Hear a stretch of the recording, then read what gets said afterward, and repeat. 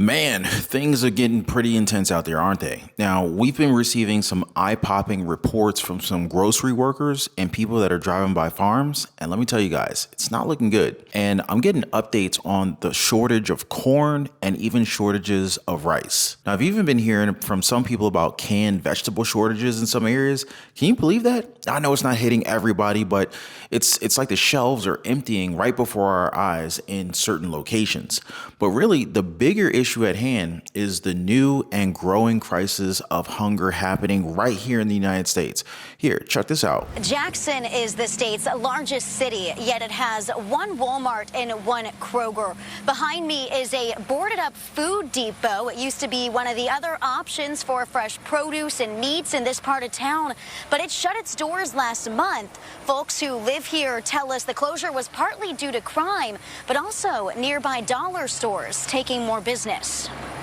It's just terrible. We have convenience stores, like they on every corner everywhere, and we need more grocery stores. In a city where 26% of people live below the poverty line, stores leaving town is just part of life. Things open and things close all the time, so we just deal with it as the day go by. But with food options now more limited, the USDA says 1 in 5 people in Jackson are considered food insecure. There are no grocery stores in walking distance from this area. A recent study from the Institute for Local Self-Reliance calls out dollar stores for pushing larger grocers out of urban and rural areas. Food banks in California, like the food bank of Contra Costa and Solano, they're seeing huge increases in the number of families that are seeking help. Now, before the pandemic, they used to help about 175,000 people every single month, but now they're serving 350,000 people every month across 2 counties. Now, in case you guys didn't have a calculator out, that means that that's double the number of the people that they were helping before. So, there's this one Senate bill that wants to increase the minimum CalFresh benefit through Senate Bill 600. Now, the idea is to raise the amount of money that people get every single month from $23 to $50. Now, it's not a whole heck of a lot of money, obviously, but it's certainly a step in the right direction.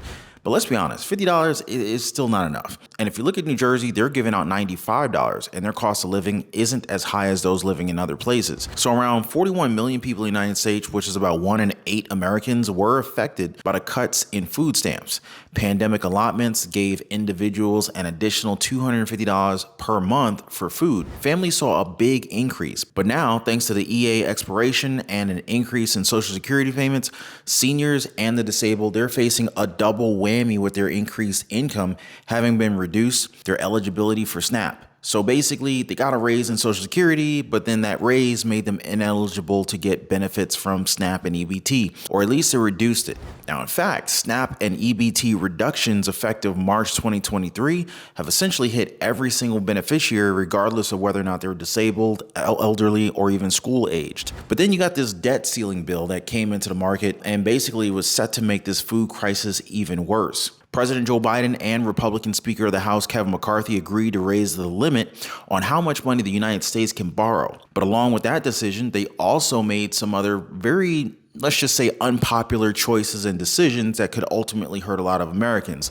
along with a freeze on future social spending, further cuts to the remaining C-19 relief, and a mandate that federal student loan recipients resume debt payments in August.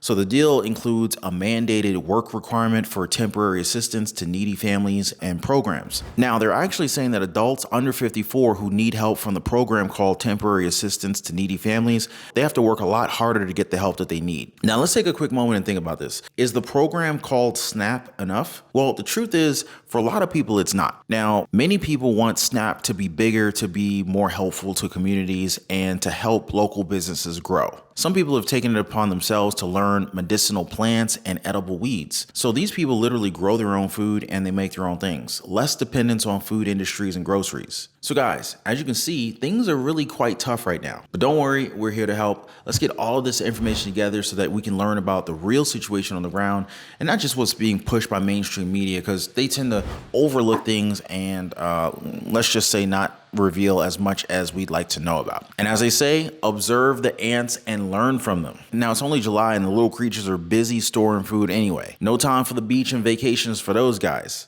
They know what's coming. But do we? All right, so first headline here, a catastrophic hunger crisis. California food banks, they're being flooded by families seeking help. Yeah, situation with food banks in California, it's getting definitely a little bit concerning to say the least. Now, during the pandemic, more and more families started seeking help from food banks, but now the extra benefits are coming to an end for these 5.3 million Californians and a whole lot more Americans across the country. The statewide Food Banks Association, they're calling it a potential catastrophic hunger crisis looming over us this year. So basically, you got food banks that are transitioning from being emergency aid providers to becoming basically long-term supermarkets for Californians that are facing food insecurity. Now, emergency allotments, SNAP, EBT, and all that, it basically ended March 26th, which means that some single person households experience a significant drop in their CalFresh benefits from $281 to as little as $23 a month. I mean, you may as well just cut it off entirely if you ask me.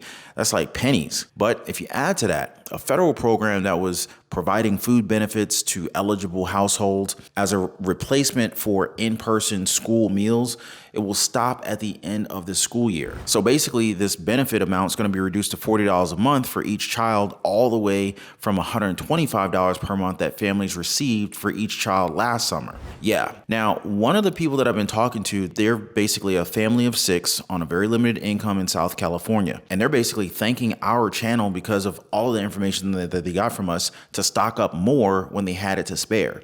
And so now they have a grocery budget of $450 a month. And, say if they hadn't been a part of our Financial Freedom Fan back in the day, listening to our daily updates, they might not have been in the position that they're in today. So special shout out to you guys. You guys know who I'm talking about. But yeah, always watch our video, guys, so that you can be warned ahead of time if stuff does actually hit the fan. And by the looks of things, that could be sooner rather than later.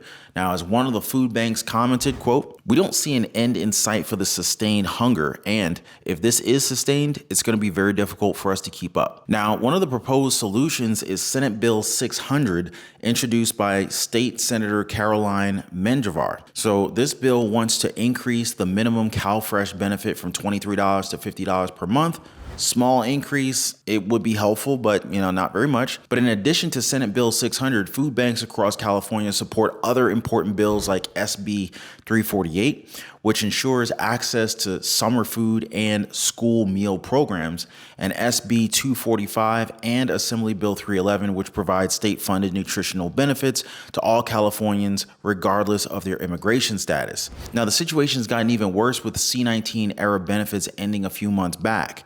Now, according to one Social Security recipient, quote, "They notified her during the second week of February, telling her that because of an 8.7% increase to her Social Security payments, thanks to the COLA cost of living increases, the end of the emergency C-19 allotments, EBT, and SNAP will be cut to $23 a month beginning in March." Yeah, so let me know if you guys can relate to this. But that's just one story among many, and among the 41 million U.S.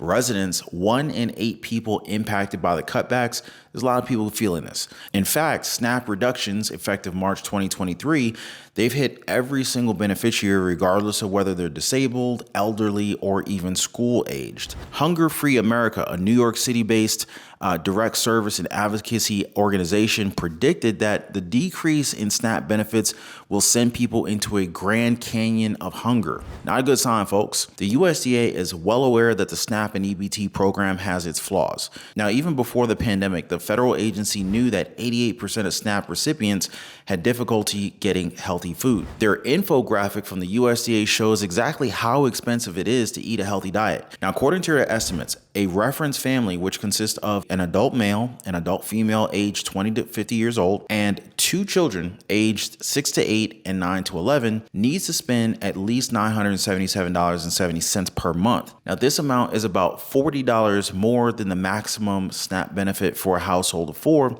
which is $939. And most people are not even getting that much. And so when you factor in the rising food prices, costs went up by like 3.9% in 2021 and 9.9% in 2022. 2022, it's not difficult to see why the hunger is increasing. Now, you also got to consider the fact that the debt ceiling bill that the President Biden, and House Speaker Kevin McCarthy worked out. So this deal, it includes a mandated work requirement for temporary assistance to needy family programs. And these new requirements will force adult recipients under the age of 54 years old to put in at least 80 hours a month in order to qualify for the benefits. Now, in the meantime, the Pentagon budget stands at a record high of $842 billion, and both Democratic and Republican lawmakers have agreed to accept that. Now, the tens of billions of dollars recently spent bailing out failing banks such as SVB and First Republic, they also went unmentioned during this congressional debate on fiscal responsibility. So yeah, when it really gets down to it, is SNAP and EBT enough? I mean, it's a serious question. 42 million people depend on SNAP and EBT. Monthly SNAP and EBT benefits went down approximately $82 per person each month.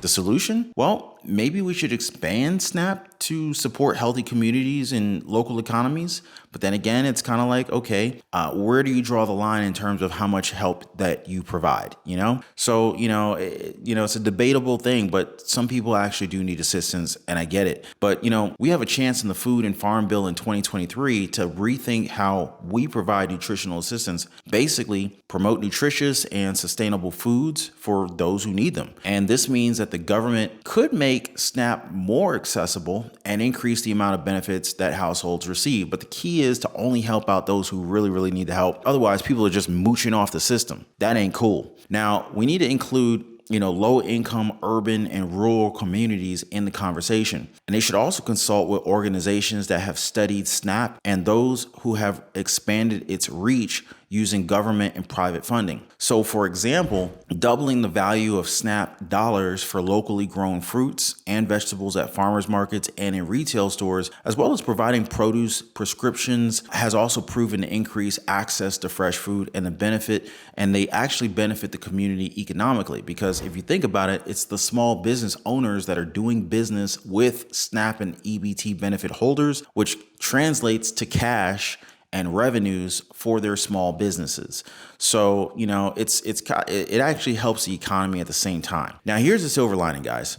Thanks to your support, your information that you guys give me, which I really, really appreciate, we're able to bring you guys these crucial updates and insights. People are adjusting their financial plans thanks to the heads up that you guys give in the comments of these videos. So, it's actually saved them during these unexpected times, when faced with medical bills. So let's be smart. Let's continue to support each other through these difficult and challenging times. Really appreciate that. Definitely keep those updates and boots on the ground information coming, you guys. I really appreciate y'all. The comment section is always wide open. And of course, make sure you don't miss out on our future updates. If you like the video, definitely subscribe and drop a like for the video. But for now, this is our U.S. food update and daily news report. Food shortages, empty shelves being reported, this new growing crisis of hunger, and the whole current situation with SNAP and where things could go from here. So I just want to thank you guys so much for watching. I really appreciate you guys dropping a huge like for the video, and I'm gonna see you guys on the next one. Y'all be safe.